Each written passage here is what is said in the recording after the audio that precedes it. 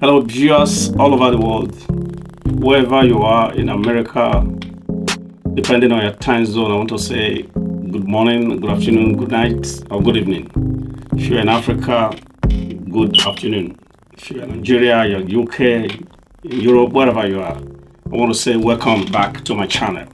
Now, this is my number 2 video. I call volume 2 of our financial trade.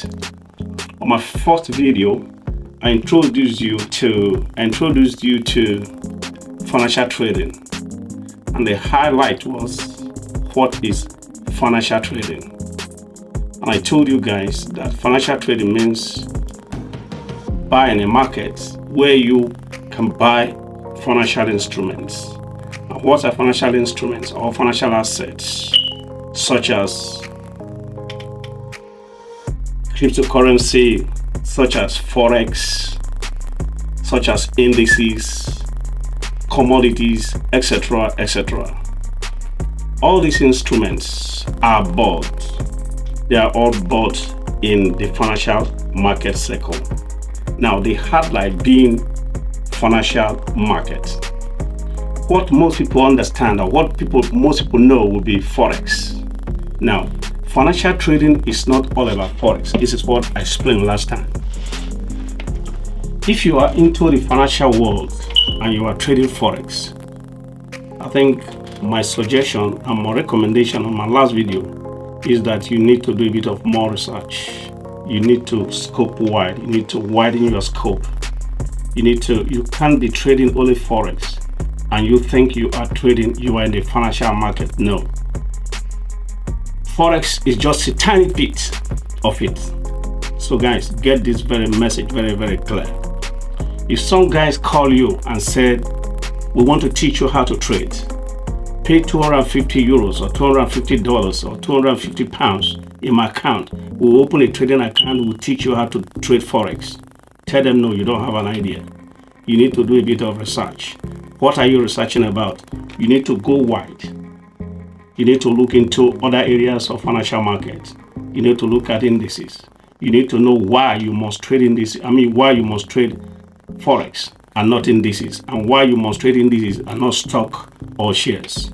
These are the things you need to look into, because looking at forex alone, you need to build a portfolio for yourself.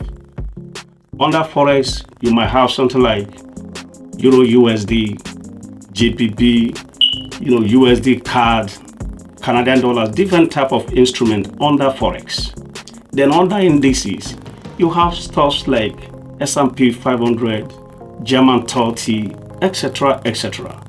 Now, on stock alone, there are over 1,000 instruments you need to study. You need to look at on stock alone. You're looking at Facebook, you're looking at Netflix, you're looking at JP Morgan's, lots of them. So you need to widen it up before you decide what to do. It is not all about trading forex alone.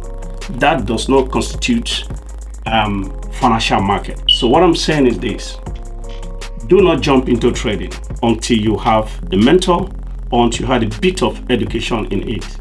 That is my advice. So let me give you a scenario. If, for example, you have a mini market, you have a shop or you have a store, whatever it is called, and then what will you like to sell? Will you just sell tea bag? You're not a distributor. You're not a wholesaler. You are just a retail seller. Will you just sell only tea bag? Or you would like to sell milk, sugar, bread, tea bag, coffee, and lots of other stuff? So that way you have variety of items to sell. That way you have a lot of customers coming in.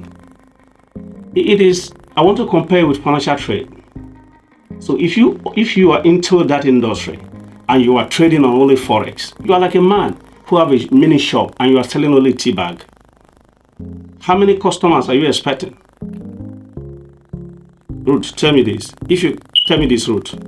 If you have a shop and you have only tea bag, how many customers will you have? No customer. But if you have tea bag, you have tea, you have bread, you have sugar, you have coffee. A lot of people will come because they want to make a breakfast. They will come, yeah. So it's the same thing as trading financial market. You need to exploit. You need to go wide. You don't need to trade only forex. And you tell people you are into financial market. No. So this is the point I'm trying to make. You need to broaden it up, and then choose a lot of instruments, and then specialize on the one you need to major on. That's what I'm talking about now. In the middle of all that, I want to start introducing you into this instrument or into these market types, one after the other. So today we'll be looking at forex. What is forex? Remember, I've told you forex is just one part of financial market. So what is forex? That's what we're going to look at today. Now, if you ask me what is forex, it depends on your personal definition, but I think that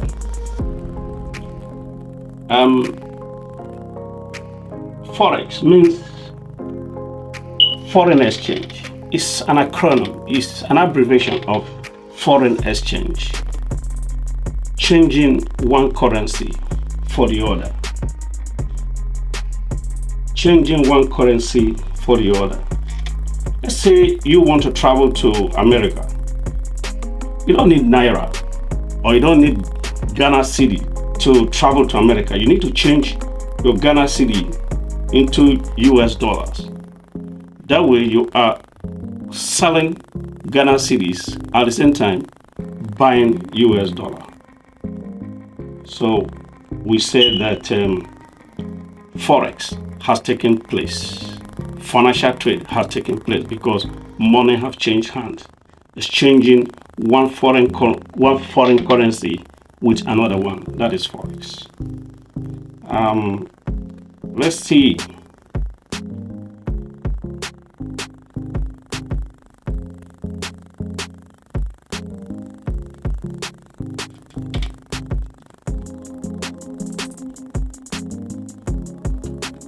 We are doing that. We need to also understand the reason why market change prices. We need to understand why market move, why prices of currencies move from one peak to another. Because if there is no price movement, there will be no opportunity to trade. So you need a price movement for market to take place. Okay, so the issue is, how does forex work? Okay, so we were talking about forex, and so what is forex in layman language? What's forex? Go on. Okay, forex is a major part of financial markets. Forex is how market participants convert one currency to another. Okay. So forex is an abbreviation or acronym for foreign exchange. Yeah, foreign exchange. Trading forex means buying one currency at the same time selling another currency simultaneously. Yeah. So simply put, if you have ever exchanged any currency for another, pounds to dollar, Nigerian naira to Ghana cedis, or European euro to Japanese yen, you are taking part in forex market. Correct. Yeah. So why most consumers may have undertaken forex trade in order to go on holiday or purchase something abroad? The vast majority of forex trading is undertaken by traders and businesses who are attempting to make profits. Okay. Yeah. There will be no currency trade if there is no change in price. If there's no change in price, there will be no currency trade, because there has to be movement, and that is the point of the whole lot. There has to be movement. There has to be change in price, and it is the opportunity of market moving, fluctuating, going up and down, that traders speculate for prices. Go ahead. Okay. Currency value changes from time to time. So as people bank, withdraw money, sell and render services, prices are changing. Yeah. So financial traders use this opportunity created by the movement in price to buy low and sell high, or sell high to buy low. Okay. So forex is tradable 24 hours a day. 24 hours a day, cool. And yeah, an average daily turnover is estimated to be 5.1 trillion US dollars. So forex is the world's biggest financial market with individual traders, businesses, and central banks, corporate bodies like JP Morgan, all taking part in order to speculate profits, maintain money supply, or facilitate international trade. Okay, so how does forex work? Just a little explanation. How does it work? Give me a little explanation on how it works, please. All right. If I give you €1, Yeah. and you in turn give me the equivalent in British pound, Okay. financial trade has taken place. Okay. Literally, is buying one currency while simultaneously selling another currency. Okay. That's buy low, sell high, or sell high and rebuy low. Okay. In perspective, almost everyone has participated in financial trade in one way or the other. Why most consumers have undertaken forex trade in order to go on holiday or purchase something abroad. A vast majority of forex trading is undertaken by traders and businesses who are attempting to make profits. Okay, so okay, I've had that. Okay, stop, please. Now, let's look at why do currencies move? What are the reasons why currencies change price? Tell me, what are the reasons why currencies change price? Yeah, because I think that is one of the main issue here. Why? The reason why they change price, because if prices are changed,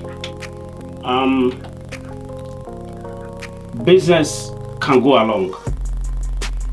Yes. Okay, so why do currencies change price? Okay, thank you. Financial markets are driven by supply and demand. By supply and demand. Okay, this is very, very crucial to what we're talking about today. It is an argument between a buyer and a seller. Okay, go ahead. Yeah, when there is an imbalance of willing buyers and sellers, price tends to change direction. Yeah. Go ahead. So there are lots of reasons. Go ahead. We have reasons why currencies change price. Yeah. There are two reasons why the currencies change price. Like one, we have fundamental issues. Okay.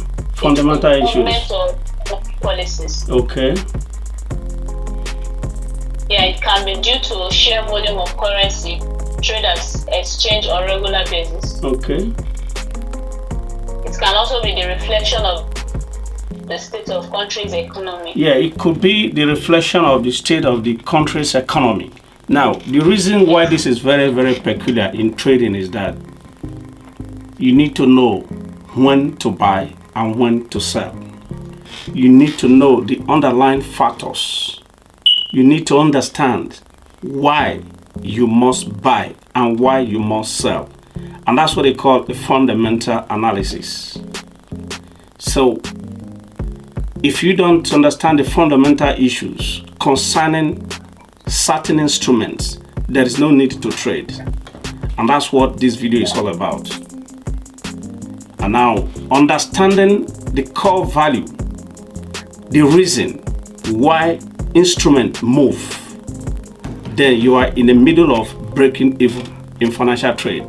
But if you don't, guys, you are gambling. Say, for example, yesterday there was FED announcement. And let me show you the implication of what happened yesterday after the news. And that's a fundamental issue. Let me show you what happened yesterday. Now, there was a big drop on Euro US dollar yesterday. There was a drop of about 250 pips down, if I'm not mistaken. Look, from here down here was a huge drop. You can see the drop. This was immediately after the news. So, but I understand that you can see the huge drop here. So what people do, if you don't understand why this movement has to happen, people tend to be buying because the candlestick is moving up and down. Then people jump in and start buying. I don't think that is trading. You don't just trade, you don't just buy because candlestick is moving. No, you need to, if you're a fundamental trader, you need to listen to the news. You need to go to places like forex, fartrade.com, and check out the news before you can take a position or before you can buy. You don't just buy an instrument. Say, for example, let me give you an example. I used to give some of my students this example. If you're a trader and then you sell chicken, what month of the year would you like to buy chicken and resell? What month would you like to sell? Tell me this, please. What month would you like to buy chicken? December, January, or February? December. You buy in December. Okay, that is if you are a buyer. Assuming you are a retailer, you want to buy to resell. What month would you buy, and what month would you like to resell? I would buy October, September. I'll buy very early. Buy very early. Yeah, so you can groom them and then sell them by December. Yes. Exactly. But that means that you understand the story, you understand the history of chicken. That's why you're able to know when to buy and when you will not buy, when you will sell and when you will buy. True or false? True. Exactly. The same thing as forex. If you don't study the instruments, you don't understand the memories of the market, you don't understand the fundamental issues. Like, say for example, is New York Stock Exchange opening bell. There's going to be a spike. Market will either go up or it will go down. So you need to understand these underlying factors, the reason why market move prices. If it is Asia opening time, you need to understand when you will buy and when you will sell. Or it is London opening bell. These are the key time that you need to understand. And there is no way you can understand this unless you study financial market. So guys, I'm going to stop it here. I have been able to tell you the reason why you should not buy if you don't know the reason why you must buy. So we will leave it like that, and I hope I've been able to tell you what forex is all about and the reasons why market move price. If you like this video, give us a thumb up, subscribe to our channel.